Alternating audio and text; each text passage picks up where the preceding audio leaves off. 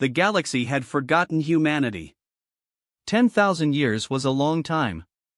Empires rose and fell in such a span. Species evolved, migrated across star systems, and sometimes went extinct. Languages changed beyond recognition. Technologies that once seemed like magic became ordinary, and new wonders took their place. But some things remained. On 1,000 worlds scattered across the galaxy, strange monuments stood in silence. They were made of a material no one could identify or damage. Every species that tried to study them, move them, or destroy them had failed. The monuments simply existed. Unchanging, patient. Each one carried the same message in every known language, including many that had been dead for millennia. The words were simple. Do not wake us unless you have learned the rule. No one knew what the rule was. Most species had stopped wandering long ago. High Arbiter Thesson of the Curvani stood on the observation deck of her flagship and watched the stars burn. The Veth consumption had arrived 3 standard years ago. At the edge of the galaxy. At first, the Galactic Concordat had treated it as a minor threat. The Concordat united 847 species under one banner. They had faced dangers before. They had always won. They were not winning now. The Veth were not a species in any normal sense. They were machines. Endless swarms of them, ranging in size from dust particles to vessels larger than moons. They did not negotiate. They did not respond to any communication. They simply consumed. Every planet, every asteroid, every ship that crossed their path was broken down into raw materials and used to build more Veth. Thesson watched the tactical display update in real time. Another system had fallen. The Protheni homeworld was gone. 40 billion lives ended in a single day. The Veth swarm had grown by 3% from the consumed mass. Her aide approached with careful steps. The young Curvani scales had gone pale with fear. High Arbiter, the Council has reached a decision. The sand did not turn from the display. Tell me. They have authorized the expedition to Sol. She closed her 4 eyes and let out a breath she had been holding for days. Sol, the human system, the place where humanity had sealed themselves away 10,000 years ago and never emerged. The Curvani had a long memory. Thesson's ancestors had fought humanity in the border wars before the withdrawal. The humans had been new to the galactic stage then. Barely 1,000 years into their expansion. They should have been easy to defeat. They controlled only a handful of systems. Their technology was generations behind the great powers. They had won anyway. The war lasted 40 years. The Curvani threw everything they had at humanity. Fleet after fleet. Weapon after weapon. The humans absorbed every blow and kept coming. They learned faster than any species the Curvani had ever encountered. They adapted to every tactic within weeks and they never ever gave up. In the end, the Curvani had sued for peace. Not because they were losing. The war had ground to a stalemate, but because they realized they could never truly win. Humanity would keep fighting until one side or the other was completely destroyed. The Curvani were not willing to pay that price. The peace held for 800 years. Then humanity did something no one expected. They withdrew. Every human colony, every outpost, every ship returned to the Sol system. They built a structure around their star, a Dyson sphere that blocked all light and all communication. They left behind only the monuments and the message about the rule. For the first few centuries, other species had tried to contact them. Ships were sent to Sol and never returned. Not destroyed, there were no debris fields. No distress signals. They simply vanished when they crossed the sphere's boundary. Eventually, everyone stopped trying. 10,000 years passed. Humanity became a legend, then a myth, then a children's story. Only the monuments remained as proof they had ever existed. Now, the Dyson was going to wake them. The journey to Sol took 3 weeks at maximum speed. The Dyson spent the time reviewing everything the archives contained about humanity. There was surprisingly little. Most records from before the withdrawal had been lost or corrupted over the millennia. What remained painted a picture of a species that was simultaneously terrifying and puzzling. Humans were Deathworlders. Their homeworld, Earth, had a gravity 1.4 times the galactic average. Its atmosphere contained a corrosive gas called oxygen at levels that would kill most species within minutes. The planet's climate was wildly unstable, swinging between frozen ages and burning periods. Predators filled every ecosystem. Diseases evolved constantly to overcome every defense. And yet, humans had not just survived on this nightmare world. They had thrived. They had built civilizations, developed technology, and reached for the stars. When they encountered other species, they had proven to be adaptable beyond all reason. They could survive in environments that would kill any other sentient being. They could eat almost anything organic. They could recover from injuries that would be fatal to others. But what struck Thesson most was not their physical resilience. It was their psychology. Humans formed attachments with an intensity that other species found disturbing. They would die for their families, their friends, even for abstract concepts like honor or justice. They held grudges for generations, but were also capable of forgiving enemies who had done them terrible harm. They were, in short, impossible to predict. The solar system appeared on the long-range sensors as a sphere of absolute darkness. No light escaped. No energy signatures registered. The Dyson sphere was complete and cold, as if humanity had simply turned off and waited for the universe to forget them. The Sand ordered her fleet to hold position at the system's edge. Only her flagship would proceed.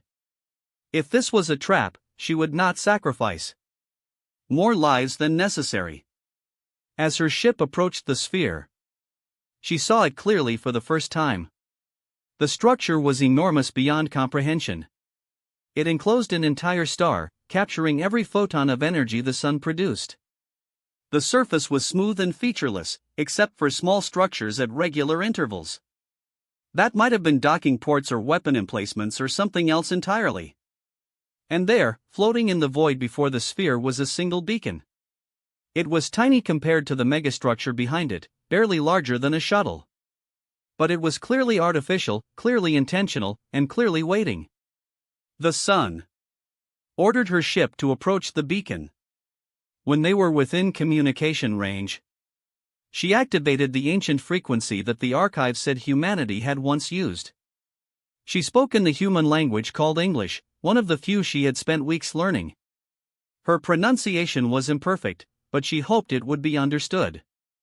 I am High Arbiter Thessan of the Curvani, speaking on behalf of the Galactic Concordat. We face extinction at the hands of the Veth consumption. We have tried everything. Nothing works. We come to ask for your help. Silence. The beacon did not respond. The sun felt her heart sink. She tried again. Please, billions have already died. Billions more will follow. If you have any mercy, any memory of what it means to face annihilation, please help us. Still nothing. The sun lowered her head. Perhaps humanity was truly gone. Perhaps the sphere was nothing but a tomb, a monument to a species that had chosen to die alone rather than face the galaxy. Then a voice spoke.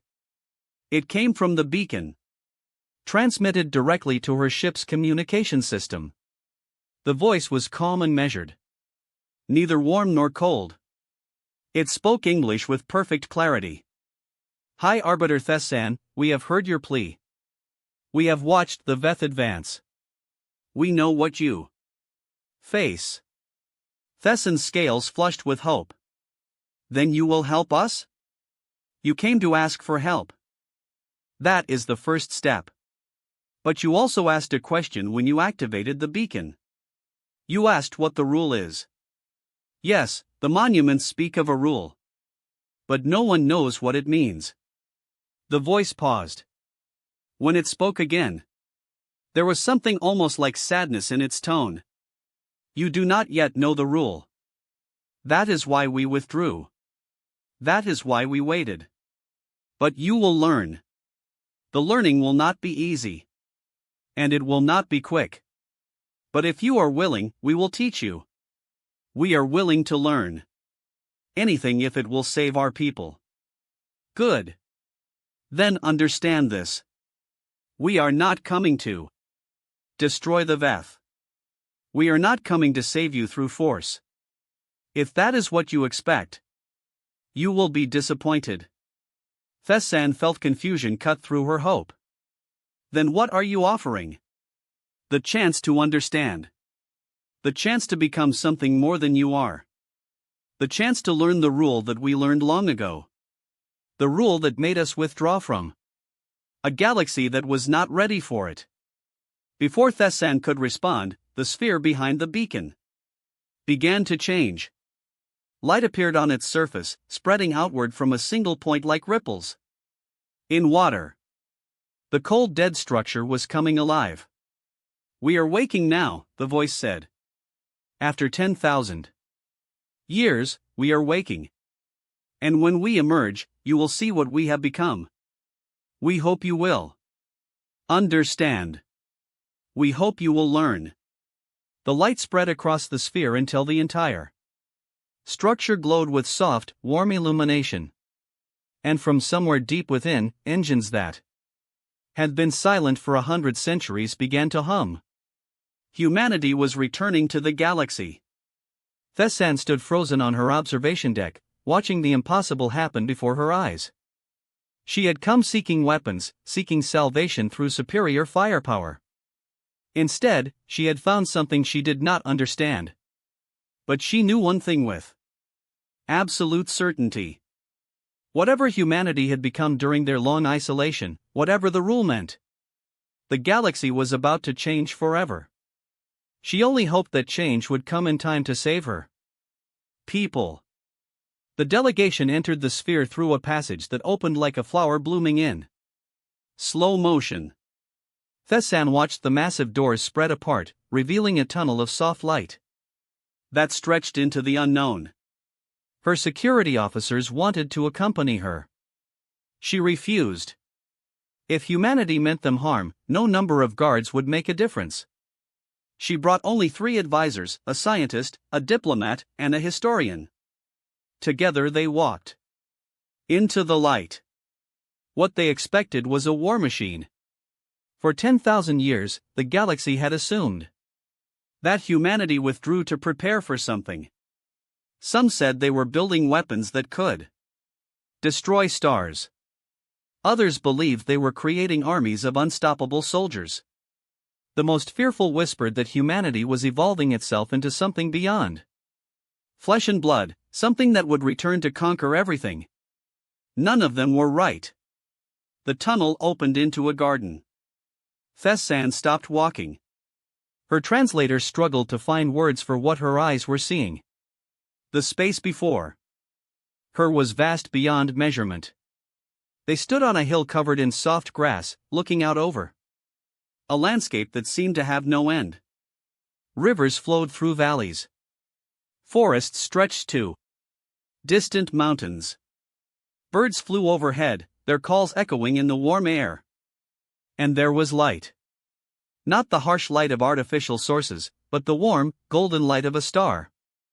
Somehow humanity had brought sunlight inside their sphere. This is not possible, the scientist whispered.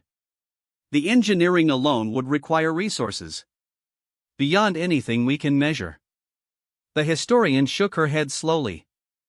They had 10,000 years. 10,000 years of peace without enemies, without threats, without distractions. What could any species accomplish with that much time? A human approached them from a path that wound through the grass. He was tall by galactic standards with dark skin and gray hair that spoke of age.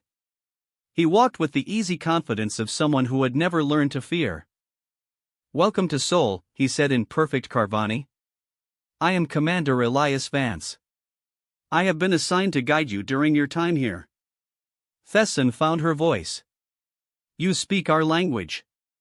We have had 10,000 years to study the languages of the galaxy. There is very little we do not know about the species beyond our sphere. We have watched. And we have listened and we have prepared." "Prepared for what?" "For war?" Elias smiled. It was a gentle expression, without threat or mockery. "Come, walk with me. I will show you what we have prepared." They walked through the garden for hours.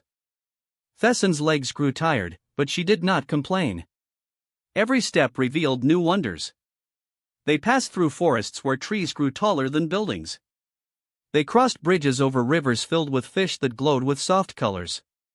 They climbed hills that offered views of cities in the distance. Cities that sparkled with light and life, and everywhere there were humans. Not soldiers, not workers. Simply people living their lives. Children played in fields while parents watched. Artists painted landscapes on canvas stretched between trees. Musicians filled the air with sounds that made Thesson's hearts ache with emotions she could not name. "I do not understand," she finally said. "Your species withdrew from the galaxy. You sealed yourselves away. We assumed you were preparing for war." "Why would you assume that?" Elias asked. "Because that is what species do. When they have power, they prepare to use it. When they face threats, they build weapons. It is the way of the galaxy." Elias stopped walking. They stood on a cliff overlooking a vast lake that reflected the artificial sun. The water was so still, it looked like a mirror. "Hi Arbiter, I want to tell you a story. 10,000 years ago, humanity reached a crossroads. We had fought our way into the galaxy. We had defeated every enemy that stood against us. We had proven that no species could match our determination, our adaptability, our will to survive." He paused, looking out over the water. "We realized that we could conquer everything. Not easily, but eventually. We could have become the rulers of the galaxy. Every species would have bowed to us or been destroyed. It was within our reach." The sun felt a chill despite the warm air. "Why did you not do it?" "Because we asked ourselves a question. What would we become if we chose that path? What would it do to us, to our children, to our souls? We had already fought so many wars. We had already killed so many. Each victory changed us a little, made us a little harder, a little colder. If we conquered the galaxy, would we even recognize ourselves when it was done? So you ran away." "No," Elias turned to face her. His eyes held no anger at the accusation, only patience. "We chose differently. We could have ruled through fear, but we decided to wait for something better.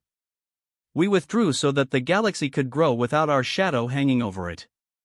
We hoped that someday, species would come to us not because they feared us, but because they needed us. Not to conquer their enemies, but to help them become something more." The diplomat spoke for the first time. "You waited 10,000 years for someone to ask for help?" "Yes." "What if no one ever came?" Elias smiled again. "Then we would have lived in peace. We would have raised our children in gardens instead of battlefields. We would have created art and music and stories instead of weapons that would not have been a wasted life." Tesson struggled to process his words. The Krivani understood power. They understood conquest and dominance and the necessity of strength. This philosophy was alien to everything she knew. "Show me more," she said. Elias nodded and led them deeper into the sphere. They visited libraries that contained the knowledge of 1,000 extinct species preserved by humanity when no one else cared. They saw hospitals where humans studied the diseases that plagued Other races, developing cures they might never need for themselves. They toured workshops where engineers designed technologies not for war, but for healing damaged worlds. And they saw the memorial gardens. This was a quiet place, far from the cities and the busy paths. Stone monuments rose from the ground in neat rows, each one carved with names and symbols from species that no longer existed. "What is this?" the historian asked, her voice hushed. "These are the species that went extinct during our withdrawal," Ilias said. "We watched from behind our sphere. We could not save them without revealing ourselves. So we remembered them instead. We preserved their languages, their art, their stories. We made sure they would not be forgotten." Tessin looked at the monuments with new eyes. She recognized some of the symbols. The Tereshi, wiped out by a plague that spread from world to world. The Velmani, destroyed in a war with the Concordat over mining rights. The Prithani, whose homeworld had just fallen to the Veth. "You watched all of this and did nothing? What would you have had us do? Intervene whenever we disagreed with the galaxy's choices? Impose our will on species that did not ask for our help? That is not protection. That is control. That is tyranny with a kind face. People died." Yes, Ilias's voice was heavy with sorrow. "People died. We carry their names. Everyone. We mourn them. But we could not save them from themselves. If we had tried, we would have become the very thing we feared. A species that rules through power alone, regardless of what others want." Tessin turned away from the monuments. Her mind was churning with thoughts she could not organize. Everything she believed about strength and leadership was being challenged. And yet she could not dismiss what she was seeing. Humanity had chosen mercy over dominion. They had chosen patience over power. And now, after 10,000 years, they were returning to a galaxy that desperately needed help. "What about the Veth?" she asked. "You said you are not coming to destroy them. What do you intend to do?" Ilias began walking toward the path that led back to the cities. "That is something you must see for yourself. Tomorrow you will join our fleet as we go to meet the Veth. But I want you to understand something first." "What?" "The rule that we have followed for 10 millennia is not about power. It is not about victory. It is about choosing, in every moment, what kind of species we want to be. We could destroy the Veth. We have the capability. But destruction is easy. Any species can learn to kill. The rule asks a harder question." He stopped and faced her one final time. What would it take to save them instead? Tessin had no answer. She was not sure any answer existed. But as she followed Ilias back through the gardens, she began to understand that humanity had spent 10,000 years preparing for this moment. Not preparing weapons. Not preparing armies. Preparing an answer to that question. And she realized for the first time that she might be watching the galaxy change forever. The human fleet emerged from the Dyson sphere like seeds released from a flower. Tessin watched from the observation deck of her flagship as vessel after vessel appeared in the darkness of space. They were beautiful in a way she had not expected. Smooth curves and flowing lines replaced the angular shapes of warships. No visible weapons bristled from their hulls. They looked more like sculptures than instruments of war. Ilias stood beside her as the fleet assembled. "We will reach the front lines in 4 days at standard speed.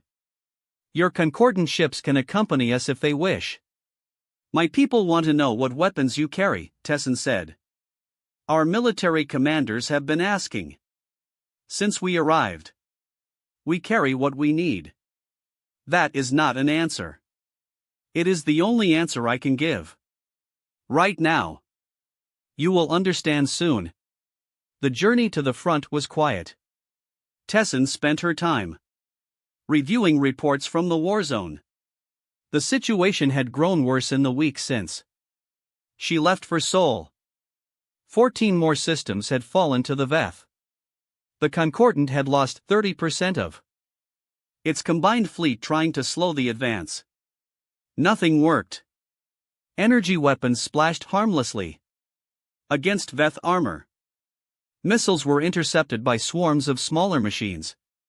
Even ramming attacks failed because the VEF simply absorbed the debris and used it to build more of themselves. The only mercy was that the VEF did not chase fleeing ships.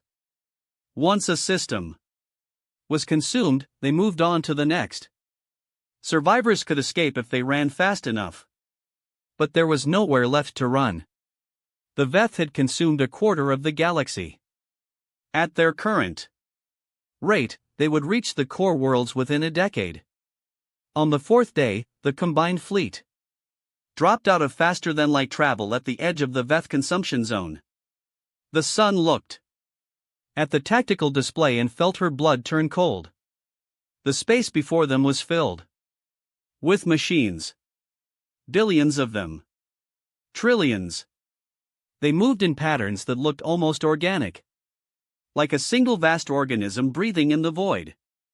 Behind them, where stars should have been, there was only darkness. The VEF had consumed everything, leaving nothing but empty space. Where systems had once thrived. We are receiving communication requests from the Concordant commanders, Parade reported. They want to know when the attack will begin. The San looked at Elias. His face showed no fear, only concentration. Tell them to hold position. The humans will take the lead. The human fleet moved forward. Not aggressively. Not in attack formation. They spread out in a wide arc facing the VEF swarm and then stopped. What are they doing? The Concordant admiral demanded over the fleet channel. The Sun had no answer. She watched the human ships hang motionless in space, facing an enemy that had destroyed a quarter of the galaxy. And then she saw something impossible. The human vessels began to broadcast. Not weapons fire, not shields, just signals. Waves of communication reaching out toward the VEF swarm on every frequency, in every format, using protocols that the Concordant had never seen before. They are trying to talk to them, Thesson whispered. The VEF do not communicate. Everyone knows this. Elias spoke calmly. Everyone who tried for a few decades. We have been studying them for 10,000 years. We detected their approach to the galaxy long before anyone else knew they existed. We have been working on this problem since before your great-great-grandparents were born. The VEF swarm reacted to the signals. At first the reaction looked like aggression. Millions of machines turned toward the human fleet. They began to move forward. The Concordant commanders screamed for retreat. The Sun heard their voices overlapping in panic. This was suicide. The humans had no weapons visible. No shields active. They were about to be consumed like everything else. But the human ships did not retreat. They continued broadcasting. The signals changed, shifted, adapted. It was like watching a conversation happen in a language Thesson could not understand. And then the VEF stopped. The entire swarm, trillions of machines, stretching across light years of space, simply stopped moving. For the first time in 3 years of war, the VEF consumption held still. This is impossible, the historian breathed. Nothing stops them.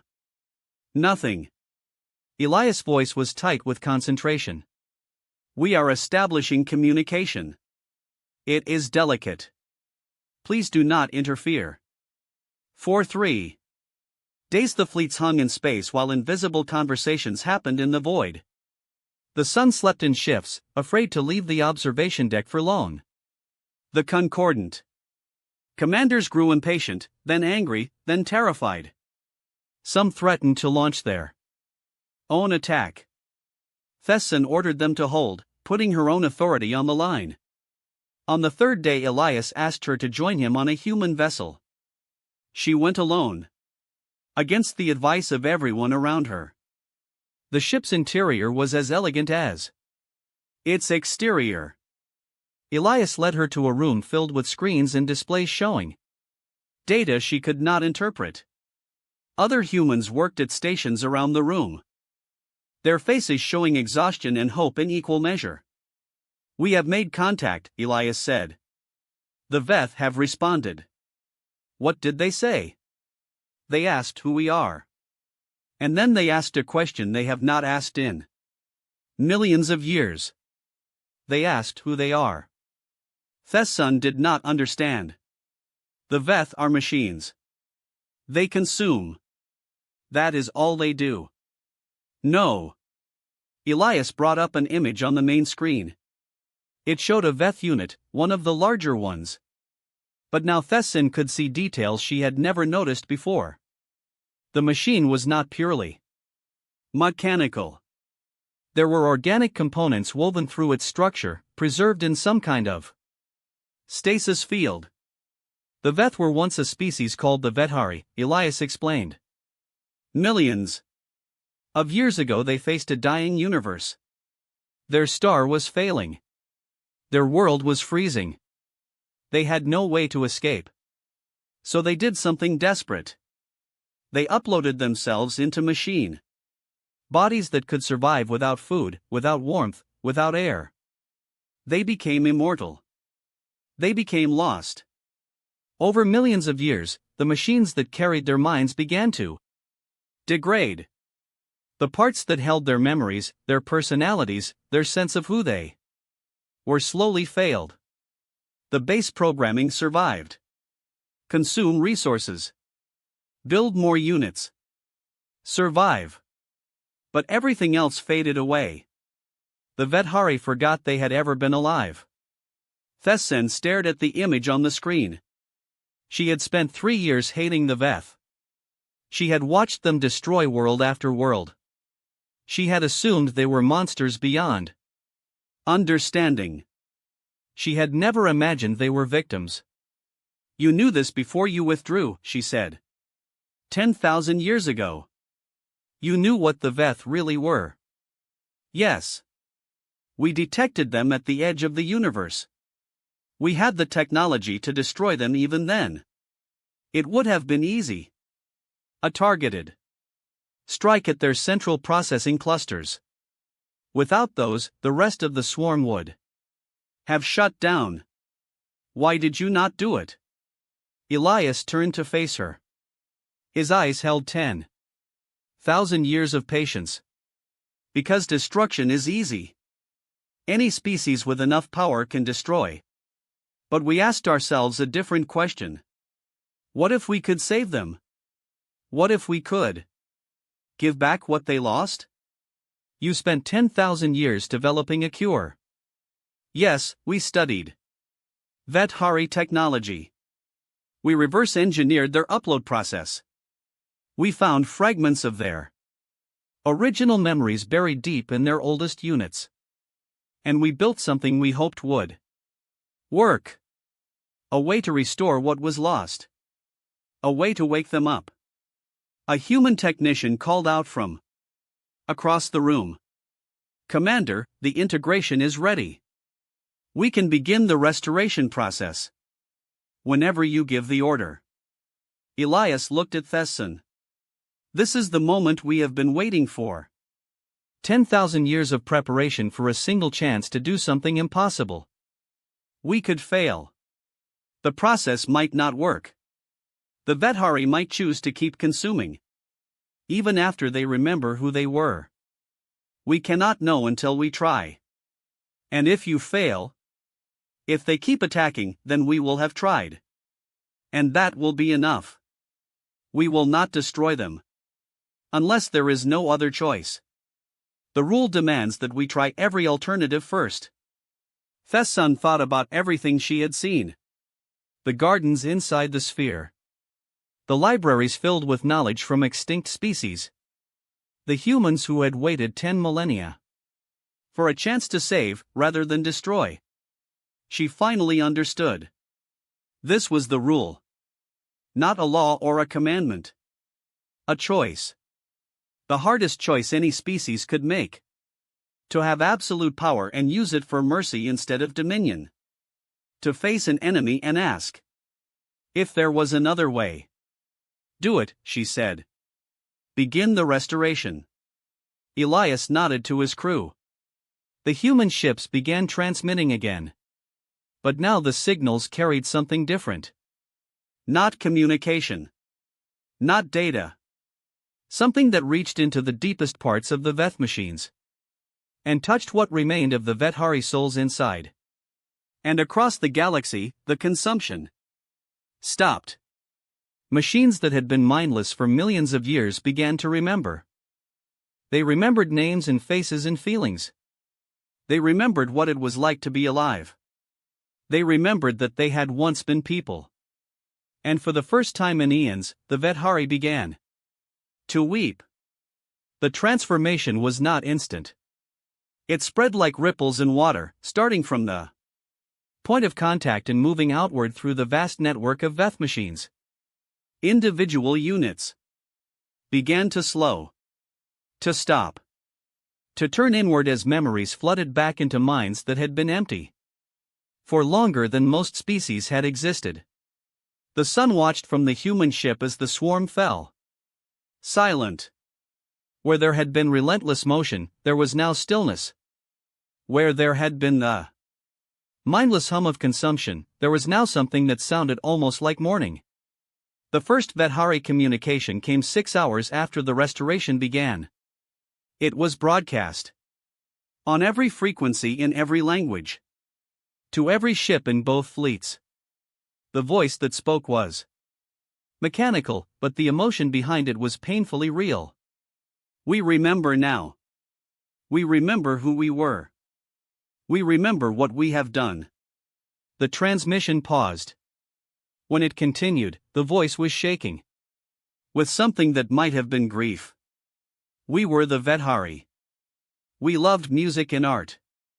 We built cities that touched the clouds. We raised children and taught them to dream. And when our world began to die, we chose to survive at any cost. We thought we were saving ourselves. Instead, we became monsters. The sun's aid was crying. She was not the only one. We cannot undo what we have done. The worlds we consumed are gone. The species we destroyed are gone. We carry their deaths inside us now. Every resource we absorbed, every life we ended, is part of our memory. We will carry this weight forever. The Vethari voice fell silent for a long moment. When it spoke again, it was quieter, more controlled. We do not ask for forgiveness.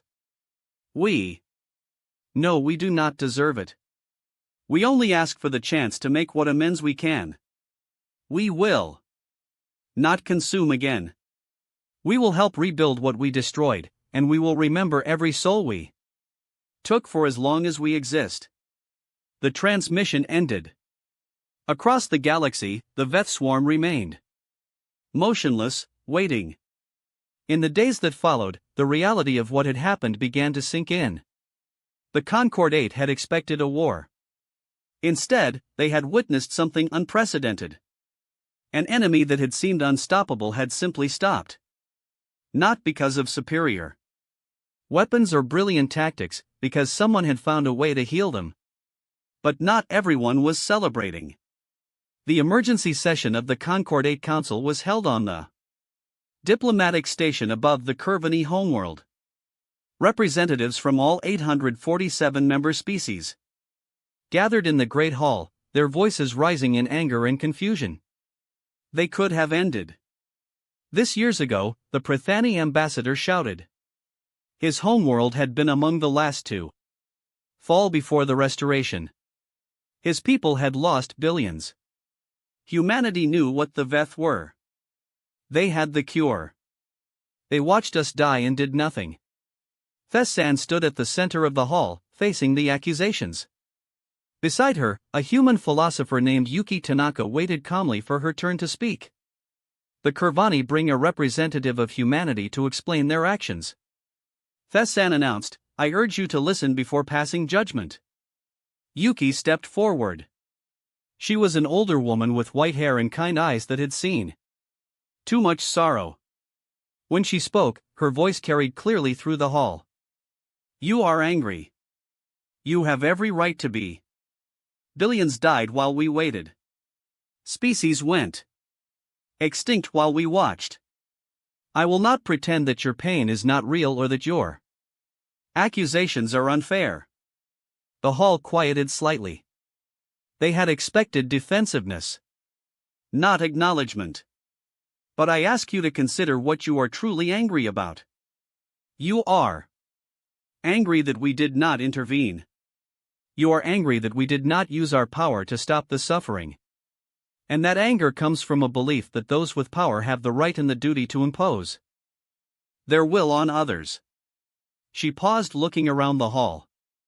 10,000 years ago, humanity faced the same question.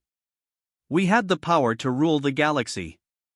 We could have prevented every war, stopped every atrocity, protected every species from harm. All we had to do was take control. Make the decisions for everyone, enforce peace through strength. And we realized that this path led to tyranny. Not the obvious kind with chains and prisons.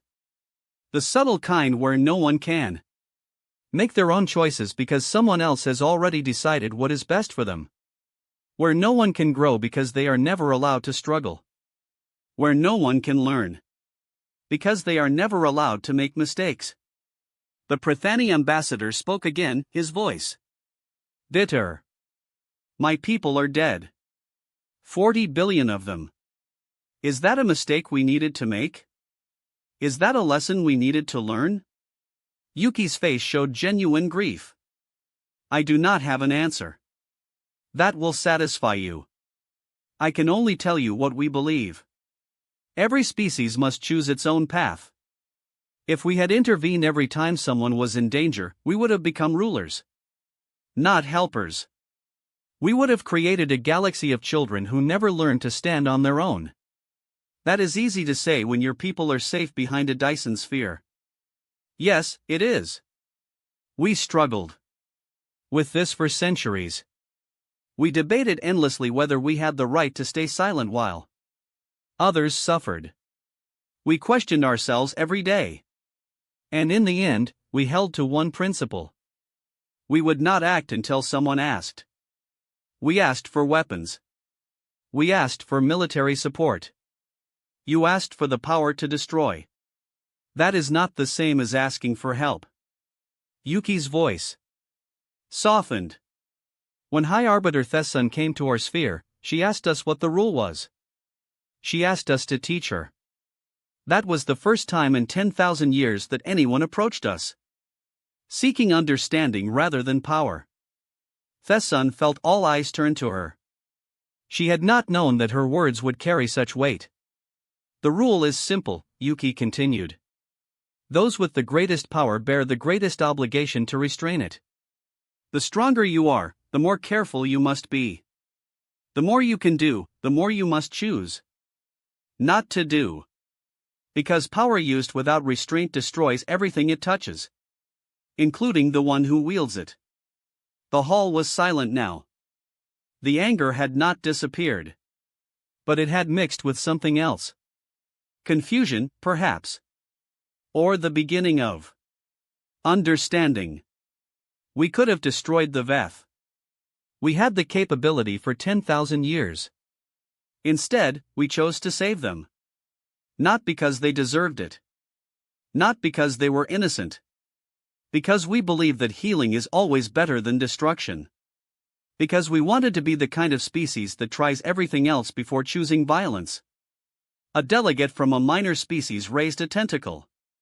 But what about the species that Died while you waited? The Tereshi, the Velmani, all the others. They did not ask for your help. They did not even know you existed. Did they deserve to be abandoned? Yuki closed her eyes for a moment.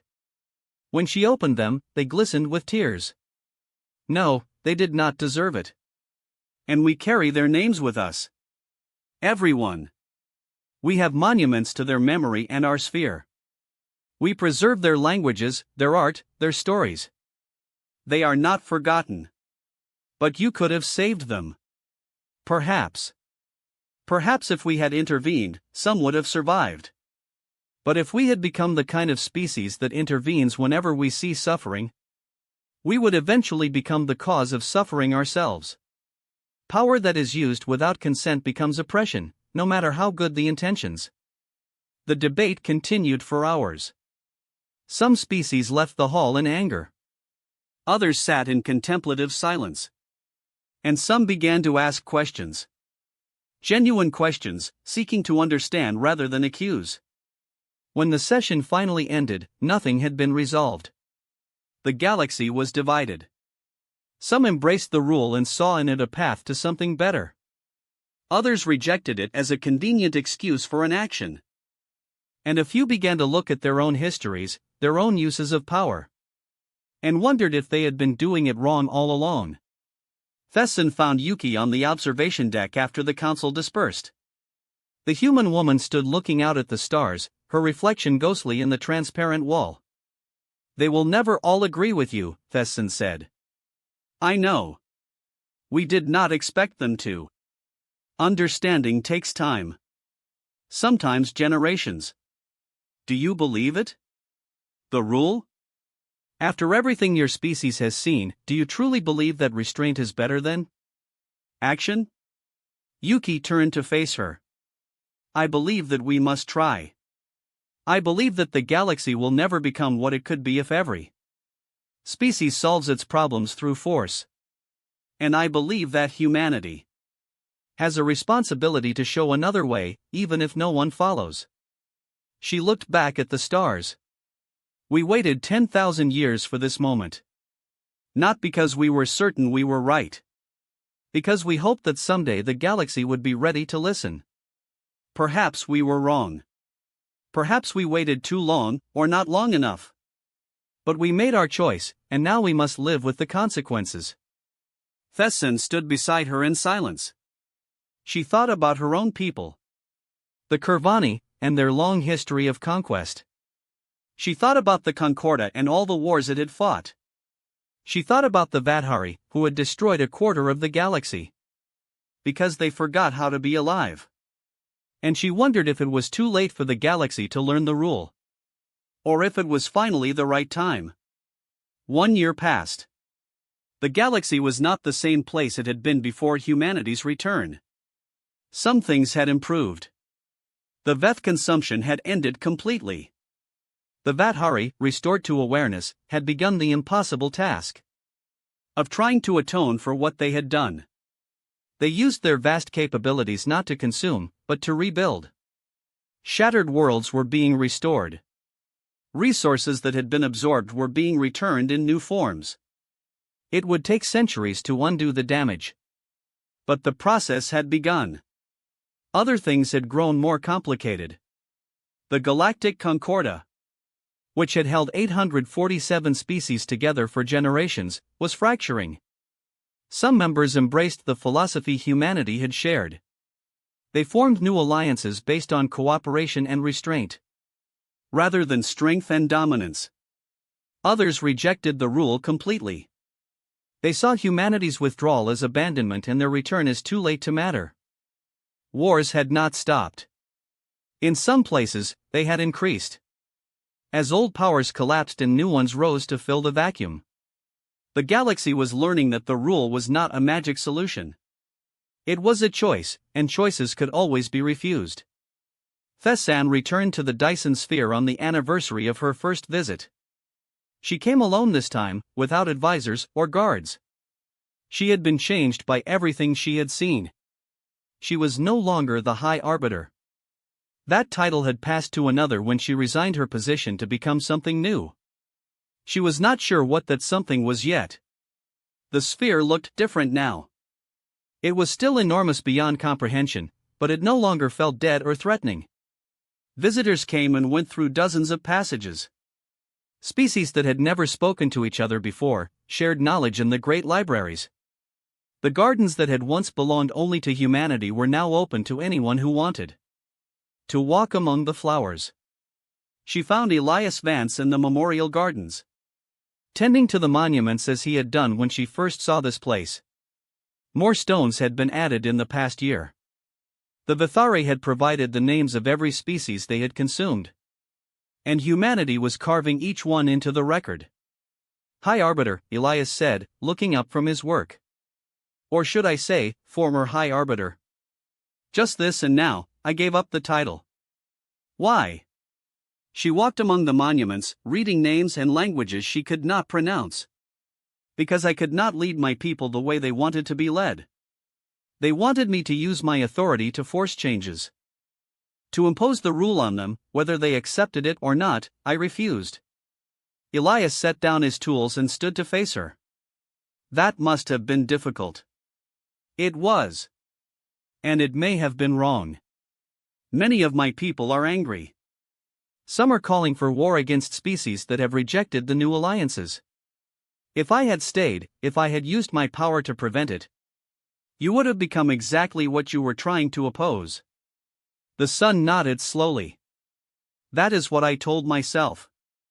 But it is a cold comfort when I see the suffering that might have been prevented. They walked together through the gardens in silence. The artificial sun was setting, painting the sky in shades of orange and purple that no natural star could produce. Somewhere in the distance, children were laughing. I have a question, Tessin said finally. One that has been troubling me since the day we first met. Ask. You could have stopped us. My people, the Kurvani. 40 generations ago, we conquered 12 star systems. We destroyed 3 species completely. You knew. Why did you not intervene? Elias did not answer immediately. He walked to a monument bearing symbols from one of those destroyed species and placed his hand on the stone. Because you stopped, he said quietly, on your own, without anyone forcing you. 40 generations ago, the Kurvani looked at what they had become and made a different choice. You built the Concordat. You reached out to former enemies. You tried to become something better. It was not enough. Species still died because of what we did. Yes. But the change was real. If we had intervened, if we had stopped you through force, would the change have been genuine? Or would you have simply waited until the threat passed and then resumed your old ways? The sun thought about this for a long time. She remembered the history she had learned as a child. The way her people spoke about the great turning with such pride. It had been their choice, their growth, their moment of becoming something new. You are saying that the struggle matters, that we had to choose for ourselves. I am saying that growth only comes from within. We can offer help. We can show other paths, but we cannot make the decision for anyone. Each species, each individual, must choose what they will become. Even if they choose wrong, even then, Elias turned to face her. Freedom is not freedom if it only allows the choices we approve of. The galaxy must be free to fail if it is ever to be free to succeed. They reached the edge of the gardens, or a transparent wall. Looked out into the vastness of space. Stars glittered in the darkness, some familiar and some strange. Tessin knew that somewhere out there, wars were being fought and suffering continued. The rule had not solved everything. It might never solve everything, but something had changed. What will you do now? Elias asked. Tessin considered her answer carefully. I will return to my people, not as a leader, but as a teacher. I will share what I have learned and hope that some of them choose to listen. And I will wait. Wait for what? For the moment when they are ready. Maybe it will take generations. Maybe I will not live to see it. But I believe that the Kurvani can become something better. Not because anyone forces them, but because they choose it themselves. Elias smiled. It was the same gentle expression she remembered from their first meeting. Patient and kind, and somehow ancient. That is the hardest part of the rule, he said. The waiting. We spent 10,000 years watching the galaxy, seeing all the pain and all the mistakes. Knowing we could end it if we chose. But we waited, because we believed that someday someone would understand. He gestured at the stars beyond the wall. You are not alone in understanding. Others are learning. The Vithari are teaching what they have discovered about regret and redemption. Young species are asking questions their elders never asked. The galaxy is changing slowly, in ways that cannot be seen from day to day. But the change is real. The sand looked at the stars and tried to imagine what the galaxy might become.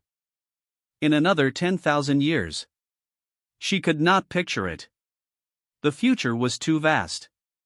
Too full of possibilities, both wonderful and terrible. But she felt something she had not felt in a long time. Hope. Not the kind of hope that demands certainty. Not the kind that requires guarantees. The kind of hope that chooses to believe in something better. Even when the evidence is incomplete. The kind that plants seeds without knowing if they will ever grow. I understand now, she said. The rule is not a law. It is not something you follow because you must. It is something you choose because of who you want to be. Elias nodded. That is exactly right. Power is not the ability to destroy or control. True power is the capacity to help, to heal, to wait. To trust others with their own futures. Anyone can learn to fight. The rule asks something harder. It asks us to learn when not to fight. The sun turned away from the stars and began the long walk back through the gardens. She passed monuments to species she had never known. Species that had lived and died while humanity waited in silence. She passed humans and aliens walking together. Sharing stories and discoveries. She passed children playing games whose rules cross cultural boundaries. The galaxy was broken in many ways. Wars continued. Suffering continued. Species still made choices that led to destruction and pain. But here and there, in small pockets scattered across the stars, something new was growing. A different kind of strength. A different kind of power. The power to choose mercy when vengeance was possible. The power to wait when action was tempting. The power to trust others with their own growth. It would take time. Generations. Perhaps longer. But Thessan believed now that it was possible. She carried the rule with her as she left the sphere and returned to her people. Not a weapon. Not a command. Just an idea. The hardest kind of idea because it asked those who heard it to change themselves. But it was spreading and someday the galaxy would finally understand.